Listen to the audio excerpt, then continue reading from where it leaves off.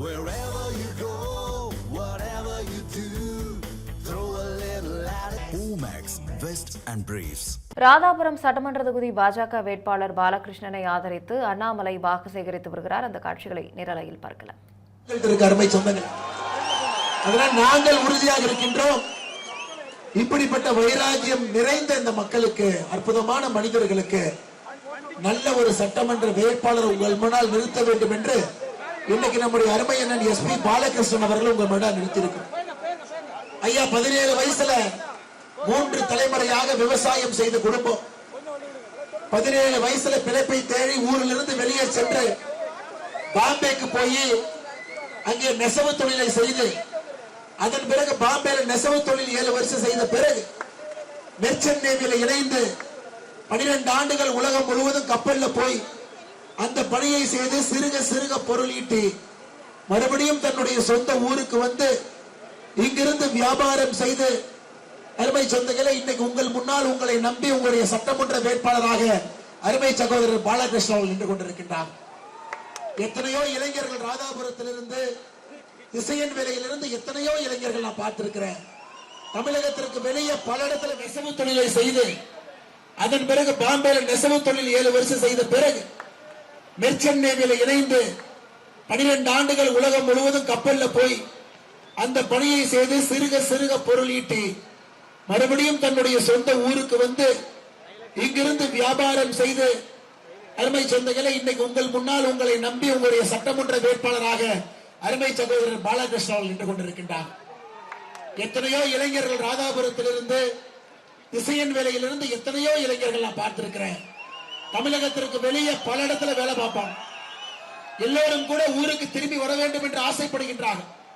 ஆனா ஊருக்கு திரும்பி வர வேண்டும் என்றால் ஊரில் அந்த வசதி இருக்கணும், ஊரில் வேலை வாய்ப்பு இருக்கணும், ஊரில் விவசாயம் பார்ப்பதற்கு தண்ணி இருக்கணும், இந்த ஊரிலே வாழ்வதற்கு ஒரு வாழ்வாதாரம் இருக்கணும். அதெல்லாம் இத்தனை ஆண்டு காலமாக எதுவும் செய்யாம அது டிவியில கூட வராது.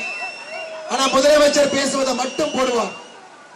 இந்த அப்பாவை பொறுத்தவரை தவறுகள் அரசியல்வாதிகள் செய்வதற்கெல்லாம் இலக்கணமாக இருக்கின்றார். ஒரு குடும்ப ஆட்சிக்கு உதாரணமான ஒரு மனிதர். தான் மட்டுமல்ல, தன்னுடைய பையன் அலெக்ஸ் அப்பாவுக்கு ஒரே நேரத்தில் திராவிட முன்னேற்ற கழகத்தில் 2 பொறுப்பு.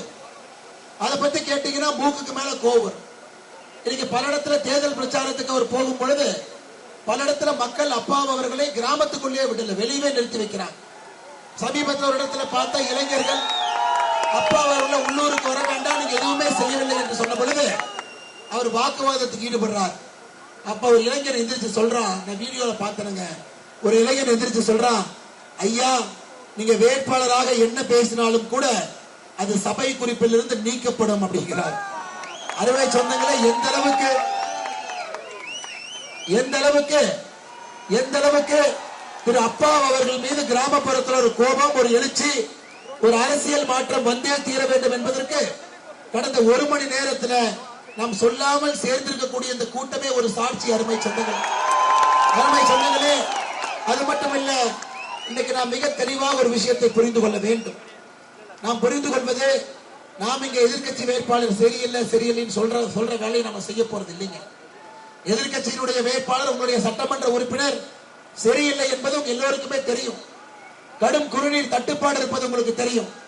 பாரத பிரதமர் நரேந்திர மோடி அவர்கள் இந்தியா முழுவதுமே ஜல்ஜீவன் திட்டத்தை கொடுத்து உங்க வீட்டுக்கு தண்ணீர் பைப்பு மூலமாக உங்க வீட்டுக்கு வர வேண்டும் என்று சொல்லியும் கூட, இன்னைக்கு திசையன் விலைக்கு போனாலும் கூட, நான் பேசுவது ரொம்ப முக்கியம். என்ன, இது உங்க வாழ்க்கை சம்பந்தப்பட்டது.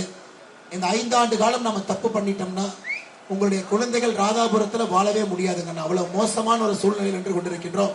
அதனால அருமை சொந்தங்கள், எல்லா இடத்திலும் போய் பேச வேண்டியது உங்களுடைய பொறுப்பு, உங்களிடம் பேச வேண்டியது என் பொறுப்பு. ஆயிரக்கணக்கான கோடி ரூபாய் ஜல்ஜீவன் திட்டம் மூலமாக ஒரு கிராமத்துக்கும் நகரத்திற்கும் மோடியை அனுப்பி வைத்தும் கூட இன்னைக்கும் திசையன் விலையில குடிக்கிற தண்ணீர் 10 நாளைக்கு ஒருக்கா வருதுன்னா இதை விட மகா கேவலம் இந்திய அரசியல் கிடையாது. ஆயிரக்கணக்கான கோடி ரூபாய் அந்த மனுஷன் கொட்டி கொடுக்கிறார், கணக்கு கேட்காம கொடுக்கிறார். மாநில அரசு எதிராக இருந்தாலும் கூட பணத்தை அள்ளி அள்ளி கொடுக்கிறார்.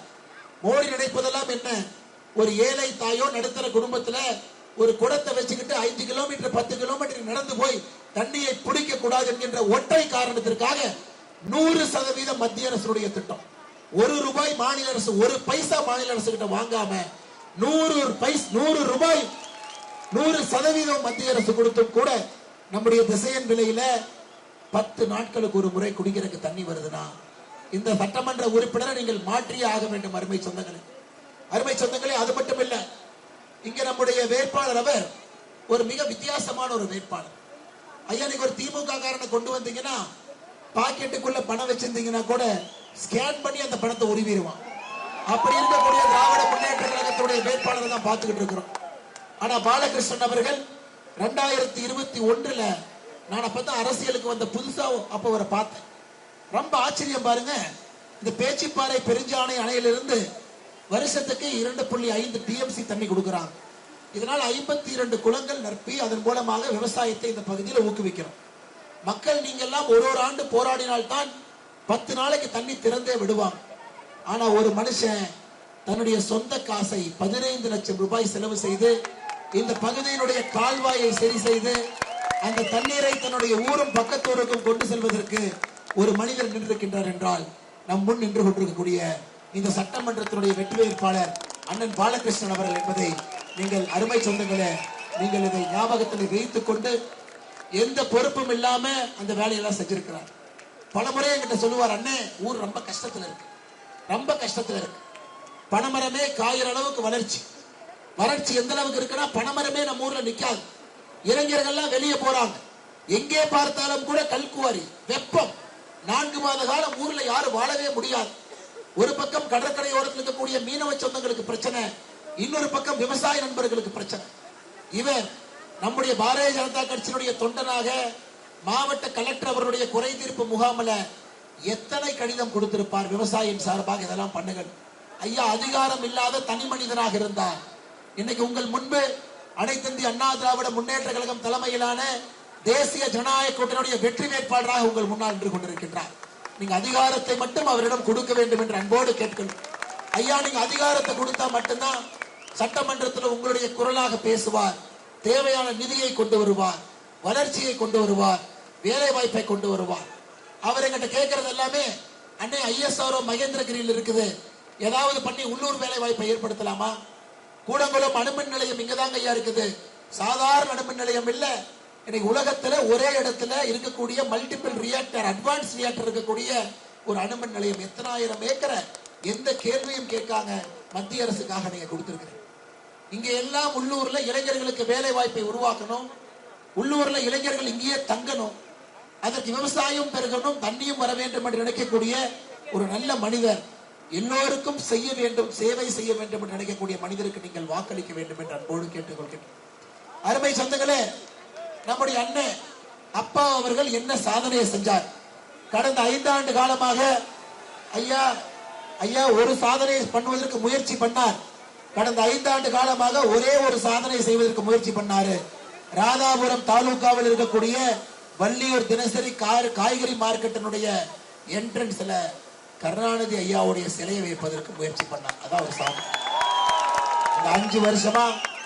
5 வருஷமா கருணாநிதி ஐயாவோட வெண்கல சிலையை வைக்கிறதுக்கு முயற்சி பண்ணார். அத உள்ளூர்காரங்கெல்லாம் சென்னை உயர்நீதிமன்றத்தினுடைய மதுரை கிளைக்கு போய், ஐயா சென்னை உயர்நீதிமன்றத்தினுடைய மதுரை கிளைக்கு போய் மதுரை கிளை தடை விதித்து கருணாநிதி அவர்கள் சிலை வைக்க கூடாது, மக்கள் பணத்தில் எதுக்கே சிலை வைக்கிறேன்னு சொல்லி அப்பா அவர்களுக்கு தலையிலே கொட்டி, அதன் பிறகு தமிழக அரசு உச்ச நீதிமன்றம் வரை சென்றார்கள். உச்சநீதிமன்றம் ஐயா உச்சநீதிமன்றத்தில் என்ன சொன்னாங்கன்னா, மக்களுடைய பணத்தை வைத்து எதற்காக தலைவர்களை பெருமைப்படுத்த நினைக்கிறீங்க? சாதாரண பொதுமக்களுக்கு 1000 பிரச்சனைகள் இருக்கும் பொழுது சிலை வைப்பது முக்கியமா என்று அசிங்கப்படுத்தி இந்த பகுதியில் அந்த சிலையை வைக்க கூடாது என்று உச்சநீதிமன்றம் உத்தரவு போட்டிருக்கின்றார். ஐயா இந்த ஒன்னத்தான் 5 வருஷமா செஞ்சுக்கிட்டே இருந்தார். ஒரு படத்துல விவேகானந்தர் சொல்லுவாரு, ஏன்பா காலையில வரைக்கும் இதைத்தான் ஒட்ட வச்சுக்கிட்டு இருந்தியா அப்படின்னு. 5 ஆண்டுகளாக ஒரு வெங்கலச்சலை இங்க தூக்கிட்டு போனாரு, இங்க தூக்கிட்டு வந்தார். மதுரை உயர்நீதிமன்ற கிளைக்கு போனாரு, உச்ச நீதிமன்றத்துக்கு போனார். இதை தவிர அப்பா அவர்கள் ராதாபுரம் தொகுதிக்கு என்ன சாதனை செய்திருக்கின்றார் நீங்க சொல்லுங்க. எந்த சாதனையுமே அவர்கள் செய்யவில்லை. அருமை சின்னங்களே, அது மட்டும் இல்ல, எனக்கு ஆச்சரியம் என்னன்னா, அப்பா அவர்கள் கருணாநிதி அவர்களுக்காக சிலை வைப்பது இதை விட பெரிய எனக்கு ஆச்சரியம். கருணாநிதி அவர்களை தமிழ் மாநில காங்கிரசுடைய சட்டமன்ற உறுப்பினராக இருக்கும் பொழுது இவர் கருணாநிதி ஐயாவை பத்தி என்ன சொன்னாருன்னு கேளுங்க. கருணாநிதி ஐயாவை பத்தி இவர் சொன்னது என்ன?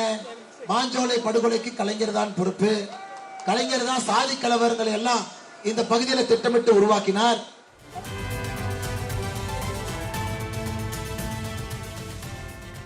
ராதாபுரம் சட்டமன்ற தொகுதி பாஜக வேட்பாளர் பாலகிருஷ்ணனை ஆதரித்து அண்ணாமலை வாக்கு சேகரித்த காட்சிகளை நேரலையில் பார்த்தோம். அப்போது அப்பாவுவை வீழ்த்த வேண்டும் என்பது ராதாபுரம் மக்களின் முடிவு என்றும், திராவிட மாடல் ஆட்சியில் ராதாபுரம் மக்களின் வாழ்க்கை இருள் காலமாக உள்ளது என்றும் அவர் குறிப்பிட்டிருந்தார். மேலும் திமுக வேட்பாளர்கள் கொள்ளையடிப்பதை மட்டுமே குறிக்கோளாக வைத்துள்ளனர் என்றும் அவர் காட்டமாக பதிவு செய்திருந்தார். இது தொடர்பான கூடுதல் விவரங்களை பின்வரும் செய்திகளில் பார்க்கலாம்.